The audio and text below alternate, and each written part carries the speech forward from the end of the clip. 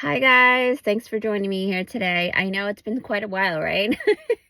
I am so happy to be here. I wanted to really make effort today because I do have some time. I'm actually currently at work, but I want to talk about a lot of things today because I feel like I'm ready to make that make space for making content now. So, if you've been following me for a while, I do tarot readings and I do energy readings. And then something happened in my life that kind of ripped my kind of whole world apart, or at least took out my tree and kind of relocated me into a different area. So you're going to start noticing like these patterns of being taken out from your tree root and then being placed in a place that is familiar but unfamiliar at the same time. And for me, I feel like I really want to talk about energies such as being an introvert, needing your own space, and needing sanity, while you're going through life, needing to find some kind of stability, right? And a lot of times when I think about, wanting to be alone, this is when I realize that my soul needs to really decompress most, and if you're going through very similar things, especially today, like if you're watching it, no matter what day it is today, you are meant to find this video because you are going through some kind of decompression. And that can also mean, quote unquote, the word depressing, right? Or depression, but not in a sense where it's the clinical word or the clinical meaning of the word, but more of the spiritual physicality of everything that's going on. So basically, when your energy is ascending, you can go through a lot of decompression. And I know this because when I was being uprooted a couple years ago and I had stopped everything, literally put everything on pause, didn't make much content, I needed to really see what was happening. Because sometimes when you're in the eye of the storm, things can look calm, but this is when you are in the eye of the storm, it's always best to kind of look around, right? And then be prepared for what's to come, because when you're in the eye of the storm, it's only a matter of time when the chaos is going to come back. And right now, chaos is coming back to me. And that's why I'm sharing the story, because, I can't really fully go into exactly what is happening in my life right now, but the energy is the essence of chaos and decompression. And I think that's because we're going through a process of ascension. And when I talk about ascension, people tend to gravitate towards thinking about ascension moving upward. And that's not entirely true. It is part of the truth. But when you think about, how to see ascension in the way that is the most or the closest to accuracy is when you drop a pebble in water and you see the ripple effect, right? This is the essence of ascension. It goes literally everywhere. It's going to go up, sideways, corners, bilateral, wherever. It's going to go wherever that energy is going to flow. And that's normal. So when you know this, even when you're going through a stage of decompression and you're feeling that anxiety or that the adrenaline rush, but in a way that it's not like riding on a roller coaster where you feel good with the rush, you feel scared. And that's okay. It's okay to feel scared. I do recommend, I'm not a doctor or a psychologist or a psychiatrist, but if you can find someone you can really truly trust in knowing that your business is not going to be spread to anyone, then I do recommend you talk to somebody, right? Now, in this wave of ascension, you will go through kind of like a cycle, like a circle. Just like how that ripple is ripping out, it's going to have phases. Because when you really slow down, if you've ever taken a video of a ripple, it doesn't happen all at once. It's all in increments like this, right? Because they're little tiny waves that ripples out like that. And so with waves, you know that there are going to be highs and lows. And that's normal. And that's okay. If you have someone that needs a hug, just remember that that's also, or could be, a sign that you need a hug. Not everything is a direct mirror of your situation. I think that in the spiritual community, a lot of people really like to talk about your life is your mirror of you on your internal spectrum. But that's only one facet of what your energy field is like. Sometimes it's an inverted mirror, right? Meaning like the mirror isn't, okay, maybe the word inverted is not the correct word to use. It's kind of like a mirror to look, to see. Like, okay, say for example, if someone's shooting at you, right? They're shooting at you. Take like cowboy movies, for example. There's a scene where this gunman is like shooting, you know, into the house or whatever, right? It's just a story. This is not true life. No IRL or anything, no in real life or anything. This is just an example. And you have this little mirror, and you're trying to use this mirror to see where that gunman is, right? The shooter is. So what do you have to do? You will have to angle that mirror in a way that will give you a full view, or at least an angle that will show you a clue of where this person could be. And that's more, I think that's more accurate in how to explain your external environment, right? In reference to the mirror idea, if that makes sense. So when people say your life is a mirror of your internal space, it doesn't always mean that it's a direct mirroring of what is inside of you.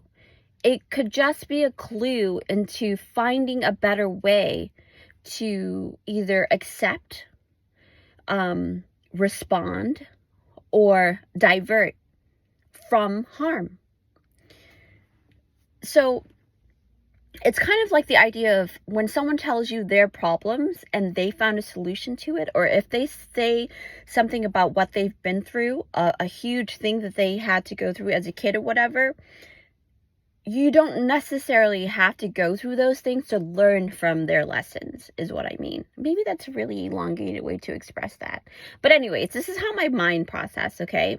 I don't have any tarot cards right now, but I am reading energy, and I feel like today is the best day to record for you guys, and I'm back. I feel like I'm more grounded now, so I can give you whatever it is that I can help you guys with, like in terms of energy. Unfortunately, I will not be able to respond on comments like the way that I used to. I find that sometimes for me, when I have to respond, and not to say that I don't ever want to respond, I may respond sporadically, but just to let you guys know that I read every single response, and I will heart it because I love you guys. I truly do. And I want us all to progress. I think that when I take away that pressure of having to respond in more depth, then I will be able to provide more in terms of like information that I have for you guys. So I will have to apologize ahead of time, and this is probably the only video that I'm going to mention this in. But know that I love you, and that you are cherished and you are valued, whether or not I respond, okay? If you are having someone in your life that needs extreme help, and I'm talking about mental health, and they are keeping to themselves and they don't really know how to find an outlet that is healthier for them, and you're kind of stuck in the middle, then I recommend you, the best thing to do is, if you've already spoken to them about getting help and they're not responding very well, is to understand that you are not responsible for their life. You're not. I know it's hard to hear it, and even if it's somebody that you truly cherish and love, you are not responsible for that, for them. And if you know that you've done your best, as a person that is very proactive in their life, you've done your best. It's all that you can do. And if they're going to do anything, that's really on them. As long as you know that you've done your very best, that's more than enough. And I really need to express that today, because I feel like light workers are being bombarded with the guilt of not being able to help more people. And if you are resonating with this message, please give it a like, because that's going to spread more to more of our, group of light workers that are struggling with feeling like we are not ever doing enough, and that's not okay. In order, just like on the airplane, right, you got to put that mask on yourself first. So don't feel guilty that you can't help every single soul that walks past you. Or you hear a story and you're like, oh my gosh, I have a remedy for this. Let me help you. It's okay. They're going to learn somehow, whether they fall and they get back up. Sometimes when you extend that arm a little bit too much, people will never really learn how to pick themselves up. And that's the issue, right?